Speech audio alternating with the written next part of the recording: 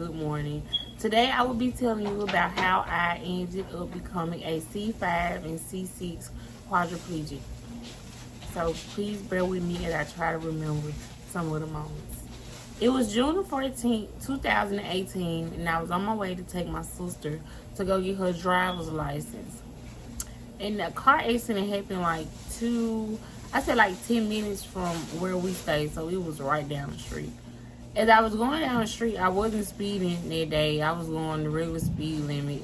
And as I was going down the road, I was trying to fix my radio. And I didn't notice that I was going out the road until my brother called my name, which had startled me. So when I looked up, I had hit the brakes and I ended up getting back on the road. But by me hitting the brakes, it caused me to go back off the road, which caused my car to flip 3 times. And it was 3 of us in a car accident, and we all were thrown out of the vehicle. When I woke up, I had noticed that the only thing I could move was my left hand, and I couldn't do nothing but just flip it back and forth. My neck was turned the other way, and I'm just laying there. I never thought in my mind that I was paralyzed, or being paralyzed never really just crossed my mind. So as I'm laying there, I'm just thinking like, okay, this is no big deal. It's just a regular, procedure or something small that needed to be done. So I ended up having to be lifted to the trauma center in Memphis, Tennessee. And when my mother, who was working out of town, by the time I made it there, she was there, and the doctors had called her out of the room, and they told her that she my C5, C6, and C7, and I split my spine in half. I didn't notice that I was paralyzed. Like, it didn't hit me still. Like, it took some time. So by me ended up fracturing my C5, C6, and C7, I wasn't able to feed myself. I wasn't able to move at all. I wasn't able to, I was just totally dependable. I couldn't even use the bathroom on my own. I had to do a bath program. Others had to feed me.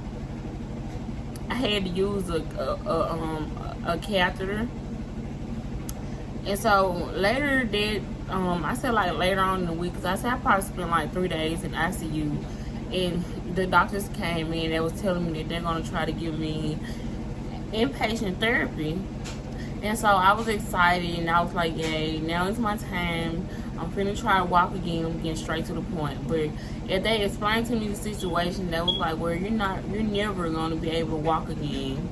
Basically, so they just telling me I should get that out of my head with me walking.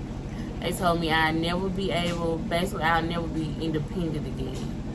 So that's when it hit me, and I started crying, but I still tried, and I let it get to me a little bit, but then again, I just tried to do what I could. So when they told me that I was going to be going to therapy, basically therapy wasn't going to do anything but try to teach me how to do bath programs, get in and out of a hospital bed, because I'm not able to sleep in a regular bed anymore. I have to use a hospital bed. They were going to try to teach me how to use an in and out catheter and how to feed myself on my own. That's when my social worker had came in, and she helped me get on Medicaid. She helped me find some doctors, and she was the one that determined how long I should stay in the rehab, which it was only 2 weeks. Car accident, it changed my life a lot.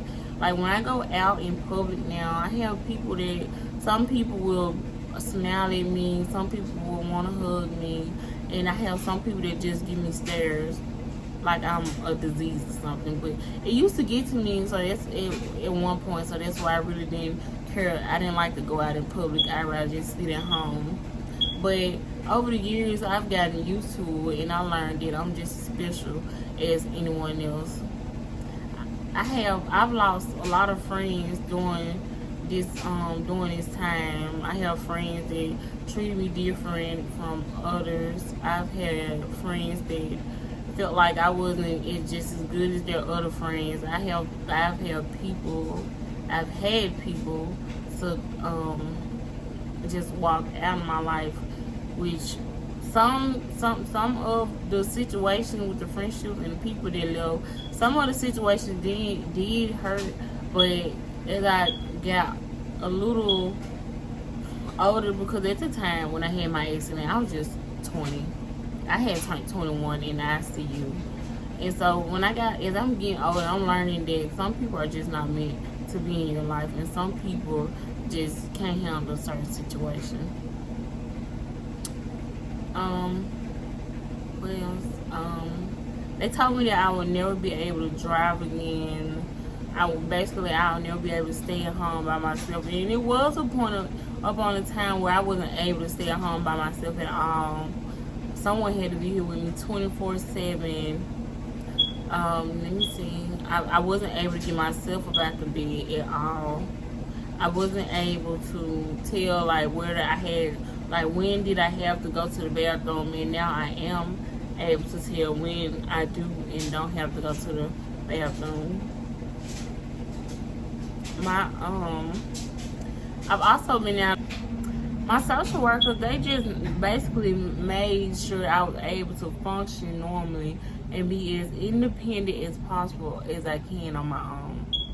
Now, since it have been 5 years into my accident, I am more independent than what I am.